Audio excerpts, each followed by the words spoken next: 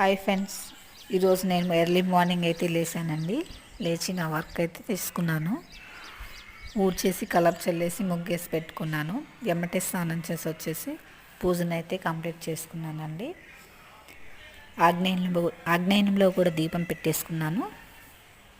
తర్వాత అయితే వంటనైతే స్టార్ట్ చేశాను. ముందుగా టిఫిన్ అయితే ప్రిపేర్ చేయాలని దోశను అయితే వేసేసుకున్నానండి. మా పిల్లలకి పెట్టాను. తర్వాత కూరగాయలన్నీ కట్ చేసేసి వంట కూడా స్టార్ట్ చేసేసానండి.